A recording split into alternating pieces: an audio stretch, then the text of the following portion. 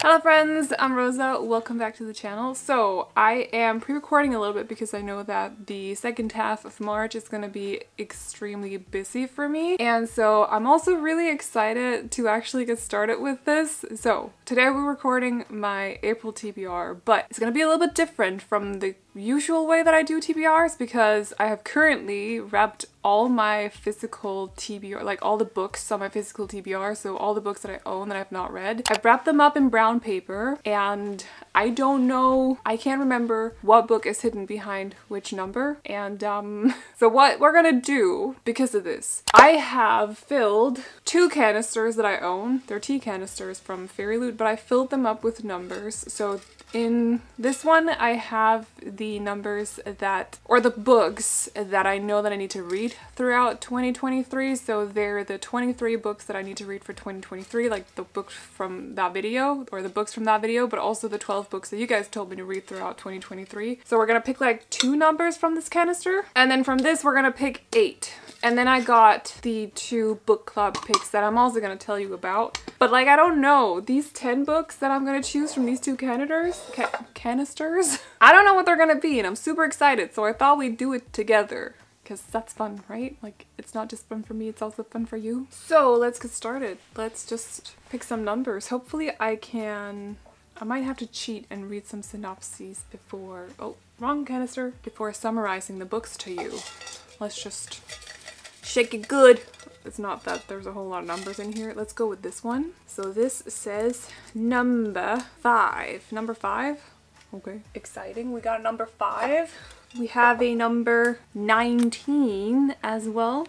A number 19. This feels like the lottery. Or like bingo, but with books. I don't know. Number 5 and 19. I can see number 19 from here. Let's shake this up real good.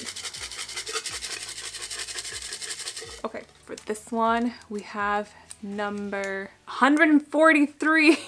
Yeah, I think there's like 163 books wrapped in total, so quite a lot. 143. Let's go with this one. 75. Okay, this is fun. 75. I don't know. If it's gonna be just YA fantasy, I might have a bit of an issue with it, I'm not gonna lie. Or just like rom-coms as well. 136. Alright, I'm gonna tell you which numbers that they are because we're gonna unwrap the books together as well. 22. 22. So 4 more. 44. 44. 44 for the people. I feel like I'm at bingo. I'm not gonna lie. Like, I feel like I'm one of those announcers. 162. Wait, did I get... Hold on. 162! I wrapped that up yesterday. Exciting. Which one is it? I can't remember. Okay, 2 more, I think. Yeah, 2 more. 97. 97. And lastly we got, let's go with this one. This is a winner right here. This is a winner. 105. Okay, so we got our numbers. I'm gonna go find the books and we're gonna unwrap them together and see what they are, because I don't know.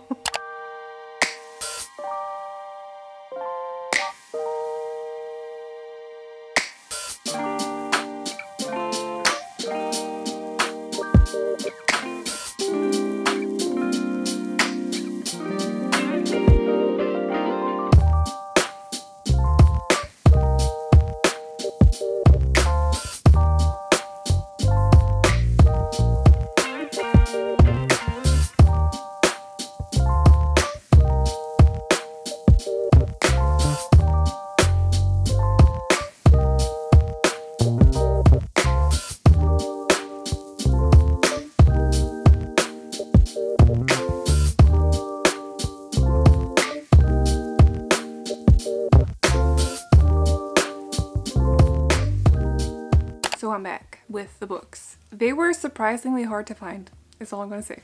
We're gonna start out with the first one, which is number 5. So not the first one, but it's the first one that has the numbers, right? Okay. Chronological order and all of that. Yes. This is gonna be so noisy. I apologize, but also kind of satisfying, right? If you want to see the whole stack, let me show you the whole stack. Because it looks like this. And it doesn't feel like it's 2. Those are just 8. Where are the remaining? That's 9. I overlooked a book. There we go. 10 books. And I don't really know. I don't know. But it doesn't seem like too much, like volume-wise, thickness-wise. So we'll see. So we're starting with number 5. Let's do it.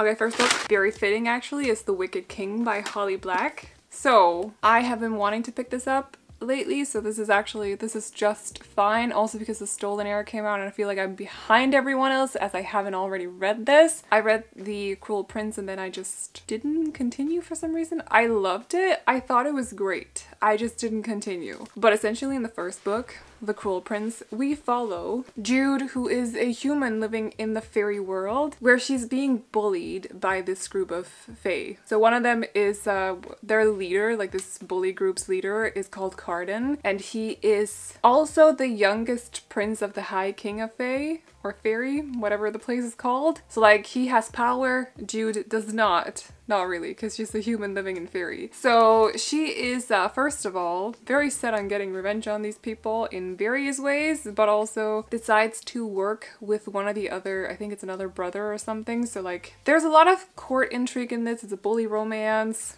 a lot of plot twists and stuff. I love Jude as a character, so very excited to see where the sequel here goes.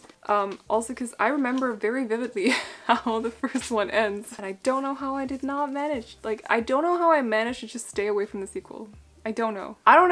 Anyway, but I'm excited. Okay, first book. Then we got number 19. So let's open it up, see what's under here. I genuinely can't tell. I can see that's a D, right? I don't know. Oh! Okay, so this is one of the 12 books that I've been told by you that I had to read throughout 2023. It's the In the Ravenous Dark by A.M. Strickland, which is another YA fantasy. It's like, it's a bit hard to explain. We follow a girl who has some powers, but she knows that if people find out she has these powers, she's gonna be sent off somewhere. So something happens, people find out, and she's sent off to this place where, because of these powers, she has to be bound to like a spirit or something. And while she's there, she also, there's something about another person there. Yeah, a rebellious princess struggling against her own destiny and the powerful spirit that she's been bound to. So there's a bit of a polyamorous relationship in this. But they uncover a terrible secret that could bring this whole place, I was like, this whole constitution, but that's not what it's called. This whole establishment to the ground. And yeah, Thenopolis is what it's called. Yes, it could either destroy or save them. So that's what it's about. The three of them getting closer to each other, but also figuring out what's going on in Thenopolis. So book number 2. Then we got number 22. And I don't know what's under this either. I cannot tell, like, at all. Not even a little bit. Feels like it's a dark book, right? In the look-wise, cover-wise. Watch me open it and then it's white. Oh! Oh, we got a lot of YA fantasy this month. A Curse So Dark and Lonely by Bridget Kimmerer. I don't mind this. I feel like this is one of those that I'm having a bit of a hard time making myself pick it up. So it's good that this got me to do that. This is a Beauty and the Beast retelling where we follow a girl who lives in the modern world, so our world, and for some reason she's taken off to this other place. Yeah, when she tries to save a stranger on the streets of Washington, D.C., she's pulled into a magical world. And she doesn't really know what's going on there. She doesn't know what to believe. There's a prince, a curse, a monster. So we got Beauty and the Beast vibes, and it's been a while since I've read a Beauty and the Beast retelling as well, I think. So yeah, this is a trilogy though. So already we got 2 books, 3 books. We'll see how it goes. Number 44 is a paperback. No, I'm not reading it. I didn't see it. I did not see it. I can literally see the author's name, I think. I'm gonna cover it up with my hand. I'm gonna open it while not looking at it. Oh, we got ourselves a little rom-com. So, Roomies by Christina Lauren. I'm guessing this is about roommates that get close or something. From Subway to Broadway. All right, okay, so we have a girl who has been watching this guy play at the, like, in the subway, you know? He's clearly, like, struggling a little bit, but, like, she's really taken by the way that he's playing music. I think he's from Scotland or something. Like, I'm pretty sure that he's not, he's Irish. Apologies. I was like, it's not England, but it's somewhere over there. So, anyway, he has issues with his, what's it called? Visa. So the two of them, they end up getting married in New York. Like, there's a lot going on this one. They live together. He's like, he wants to go to Broadway. I can't remember what she does, but a lot of stuff happening in this one. Like, marriage for convenience, roommates, forced proximity, creative dudes. Okay, great. I'm looking forward to it. So, 4. This is a good one because it's a standalone. This is also a standalone. So, we're good so far. Number 75. This is actually fun. It feels like I'm opening presents. I like that. I get to do this every month. Awesome.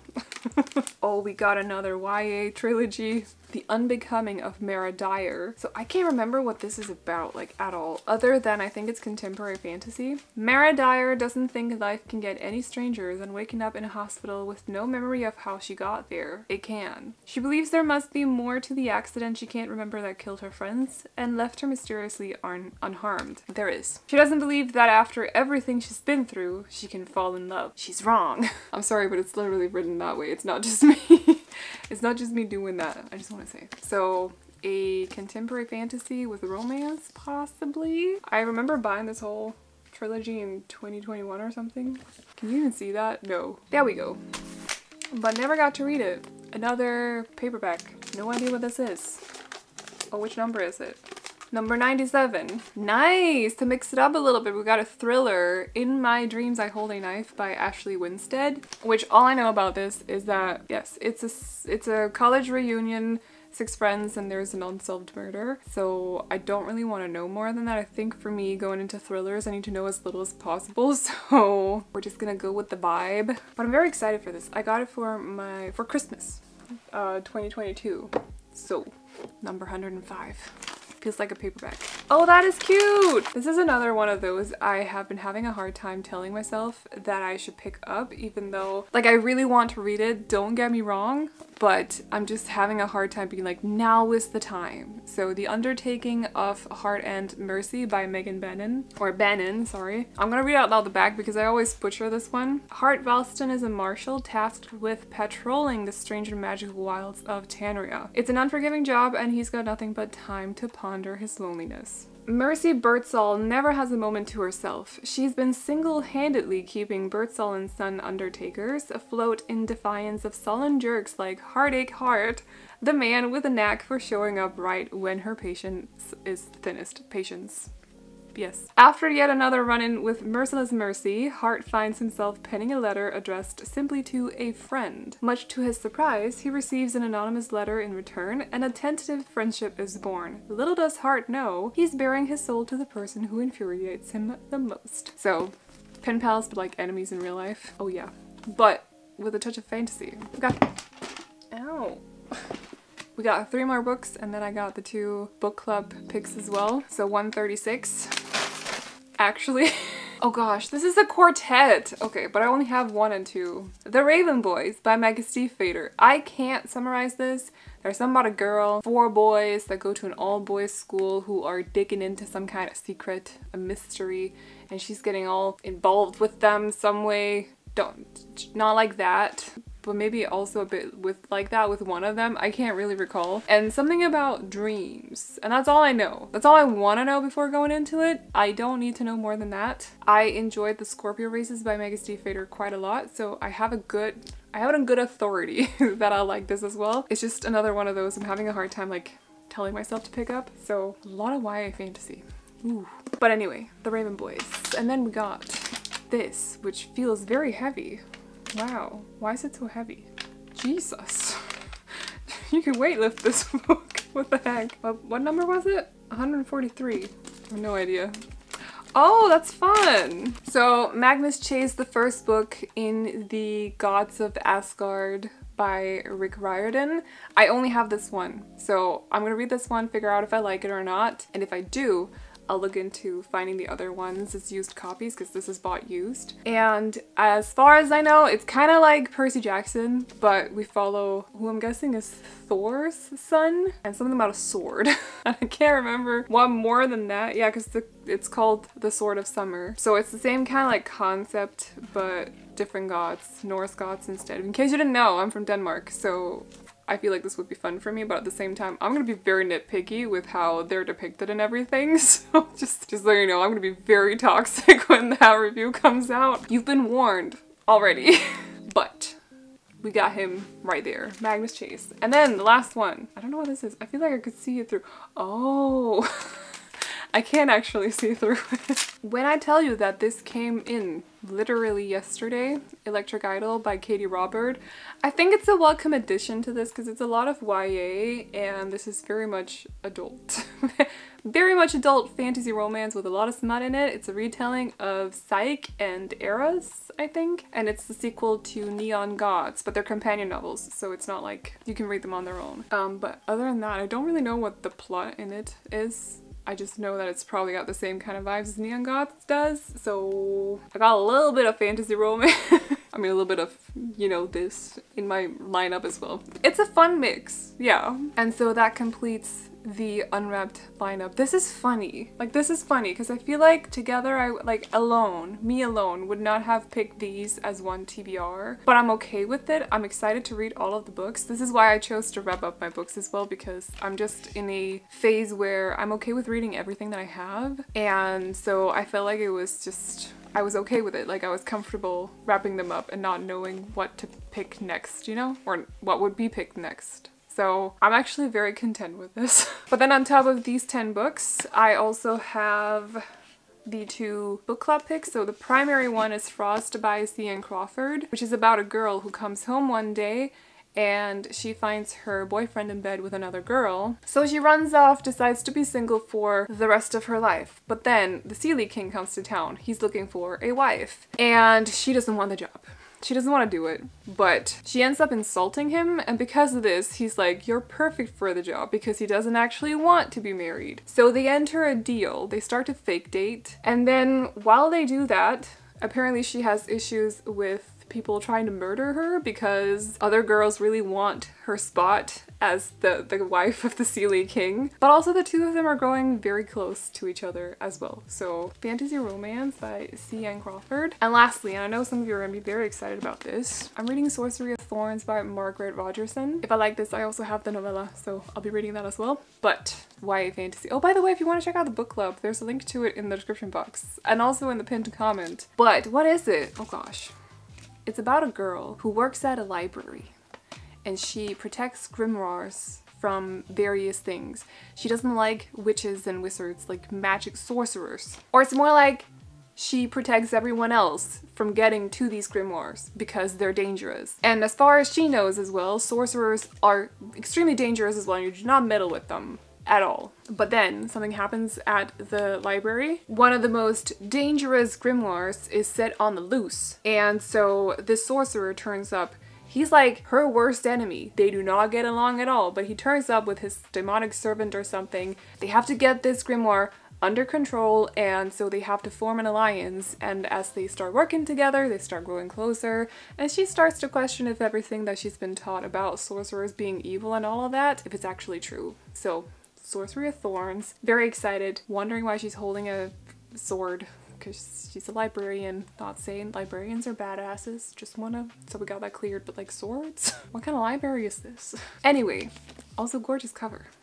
I'm very excited, so bit of a hefty lineup, a lot of books, but I'm very excited for April. Don't know where to put these, but I'll figure it out. And it's gonna be very exciting to see the books slowly getting more and more color as well throughout reading the books and unwrapping them. So yeah, I will not stop reading until I've read all of these. It'll be a good month. I'm excited. I hope you all enjoyed this video. If you want to check out any of the books, I have linked to them all in the description box down below. So if you didn't understand my summary or you want to check out genres and stuff, you can find links to them there. If you enjoyed the video and you want to see more videos like this from me, feel free to hit the subscribe button. I also do reading vlogs and wrap-up videos, bookish unboxings, and all the other booktube stuff. So if that's of any interest, feel free to stick around. And I think that's all I got for you guys today. So I hope you all enjoyed it, and I will see you all in the next one. Bye-bye.